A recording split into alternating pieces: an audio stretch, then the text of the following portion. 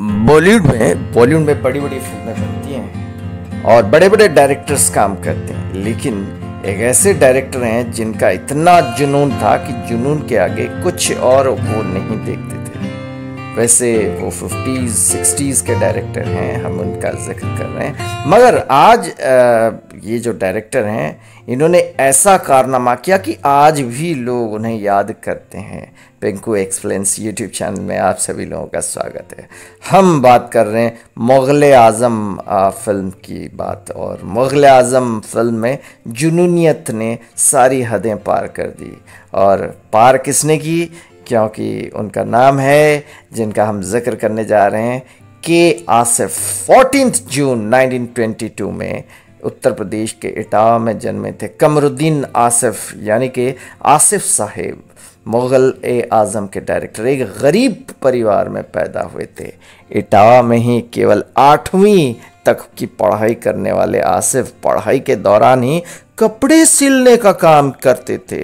बड़े बड़े लोगों के कपड़े सिलते थे और बड़े बड़े सपने देखना वहीं पे उन्होंने शुरू कर दिया था, जिसके चलते साल 1942 में वो बम्बई यानी कि मुंबई आ गए थे। के आसिफ उस समय मशहूर अभिनेता नसीर के भतीजे थे। निर्देशन में रुचि रखने वाले के आसिफ ने निर्देशन यानी कि डायरेक्टर में रुचि रखते थे। उन्होंने 1945 में फूल नामक एक फिल्म बनाई और वो फिल्म ठीक ठाक हिट भी हुई। फिल्म फूल के बाद आसिफ ने मुग़ल आज़म, मुग़लिया आन बान और शान को पर्दे में उतारने का ख्वाब पूरा करने का बीड़ा उठाया और मुग़ल आज़म बनाने का फ़ैसला कर लिया। इस फैसले के बाद कठिनाई बहुत सामने आई।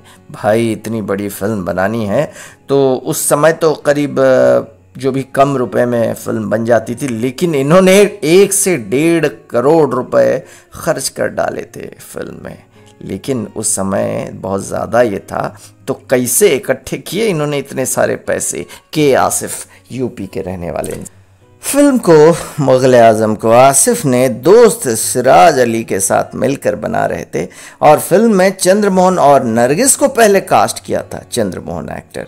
साल 1947 में भारत और पाकिस्तान के बंटवारे की वजह से निर्माता सिराज अली पाकिस्तान चले गए, जिसके बाद फिल्म मुग़ल आज़म का काम रुक गया और उसकी वजह से नए अभिनेता को लेने का फैसला कर लिया प्रोड्यूसर ने। प्रोड्यूसर थे शाहपुर जी पलेन जी। 1950s में ये फैसला किया गया कि नए नए एक्टरों को लिया जाएगा। फिल्म के लिए के आसिफ ने हर एक तरफ से बारीकी से काम किया और उन्होंने मधुबाला और दिलीप कुमार साहब और पृथ्वीराज कपूर को चुना। महान एक्टर हैं। दिलीप साहब फिर भी महान तो थे, लेकिन मुग़ल आज़म के बाद उनकी महानता और उभर कर सामने आ गई। अदाकारी, उर्दू, ज़बरदस्त डिक्शन, ये सब आज भी लोग सीखते हैं दिलीप साहब से।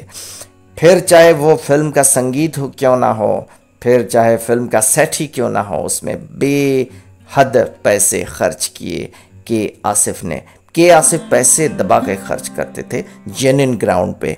इस फिल्म के लिए मुग़ल आज़म में एक गाने के लिए आसिफ ने गुलाम अली साहब को गवाने की सोची, मगर गुलाम अली साहब ने फिल्मों में गाने के लिए मना कर दिया। इस फिल्म में के आसिफ को लाख समझाने के बावजूद भी उन्होंने मना कर दिया। तो जब वो नहीं माने तो उन्होंने कहा ठीक है, मुझे 25,000 रुपये चाहिए, गुलाम अली साहब ने बोला। तो गुलाम अली को खुश करने के लिए वो 20,000 एडवांस भी दे दिए।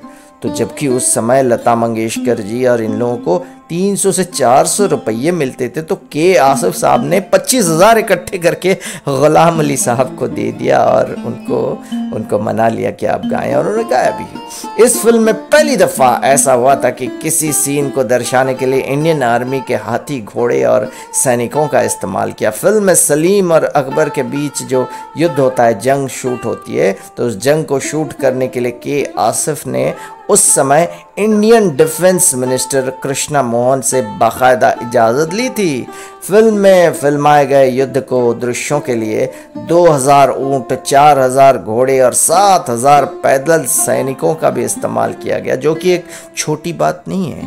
भाई, इतने सारे जूनियर आर्टिस्ट को हैंडल करना कोई मामूली बात थोड़ी। आज की डेट में मॉडर्न टेक्नोलॉजी आ गई, लेकिन उस ज़माने में उन्होंने किया था। फिल्म के सबसे मशहूर गाना जब प्यार किया तो डरना क्या, जब प्यार किया तो डरना क्या की शूटिंग के लिए उस समय 10 लाख रुपए खर्च किए गए थे। ओ माय गॉड, इस वक्त इतनी कीमत पर 2 फिल्में बनकर तैयार हो जाती भाई, तो उन्होंने गाने में ही 10 लाख घुसा दिया। बता दें कि इस गाने को उस समय शूटिंग के समय शूटिंग स्टूडियो में नहीं बल्कि बाथरूम में स्टूडियो का जो है उसमें रिकॉर्ड किया गया था इस गाने को। इस गाने के लिए सेट का निर्माण लाहौर कोर्ट के मुताबिक, जिसकी लेंथ थी 250 फीट, चौड़ाई 60 फीट और 35 फीट की ऊंचाई थी। इतना बड़ा सेट, इतना पैसा उन्होंने खर्च किया था, ऐसा लगता था कि बेल्जियम का कोई म्यूजियम है, और उस तरह से उन्होंने सेट को तैयार किया था। और इस सेट को तैयार करने में 2 साल लग गए थे। अनारकली के किरदार निभाने वाले मधुबाला ने कमाल कर दिया। उस किरदार को बुलंद करने के लिए के आसिफ साहब ने इस फिल्म में 20 गाने रिकॉर्ड किए थे और ज़्यादातर से गाने शूट भी कर लिए थे, पैसे खर्च किए थे, लेकिन फिल्म की लंबाई बढ़ जाने की वजह से सिर्फ और सिर्फ 12 गाने इस्तेमाल किए गए थे। फिल्म के डायलॉग तो मशहूर हुए ना, लेकिन जानते हैं कि आसिफ ने 4 लेखकों से इसके डायलॉग्स को लिखवाए थे। मुग़ल आज़म के अभिनेत्री ज़ीनत अमान के पिता जो हैं अमानुल्लाह खान उनमें से एक हैं। ये 4 राइटर्स जो हैं वो मुग़ल की जो भाषा होती है ज़बान, उर्दू ज़बान और मुग़लिया ज़बान, उसका एक्सेंट से अच्छी तरह से वाकिफ़ थे, पढ़ाई करते थे भाई। आखिरकार फिल्म बनकर तैयार हो गई और 5 अगस्त 1960 को रिलीज़ भी की गई। मुंबई का जो मराठा मंदिर है उस समय, तो उसमें रिलीज़ किया गया था। उसे एक महल की तरह, मुग़ल्स के उसकी तरह सजाया गया था। करीब 1 लाख लोग भीड़ में खड़े थे, लंबी कतार में प्रीमियर देखने के लिए, लेकिन प्रीमियर के वक्त दिलीप साहब नहीं आए थे। उस समय 100 रुपये की कीमत रखी गई थी इस फिल्म के टिकट, जबकि बाकी फिल्म में कम पैसे लगते हैं, लेकिन इस फिल्म के लिए 100 रुपये की कीमत रखी गई थी। मराठा मंदिर में ये फिल्म करीब 3 साल तक चली थी। कितना बड़ा रिकॉर्ड है, जो बॉलीवुड में सबसे ज़्यादा दिनों तक ये एक थिएटर में चलने वाली फिल्म थी, आज तक अनबिटन रिकॉर्ड है। के आसिफ ने इस फिल्म की शूटिंग के दौरान 3 शादियां भी की थी, जिसमें एक जिनमें से हैं दिलीप साहब की बहन अख्तर बेगम। शायद यही वजह थी कि दिलीप साहब काफ़ी नाराज़ हो गए थे और दिलीप साहब प्रीमियर में नहीं आए थे। एक अधूरी फिल्म के आसिफ बनाते हैं, इसके बाद बनाने की कोशिश करते हैं। मुग़ल आज़म सुपरहिट हो जाती है, लेकिन 1 मार्च 1972 में उस अधूरी फिल्म को पूरा किए बगैर ही दिल का दौरा पड़ने की वजह से के आसिफ साहब का स्वर्गवास हो जाता है। मुग़ल आज़म उनकी सबसे बेस्ट फिल्म है, लेकिन यादगार रहेंगे के आसिफ साहब और मुग़ल आज़म और दिलीप साहब। ओम साई राम, जय साईनाथ।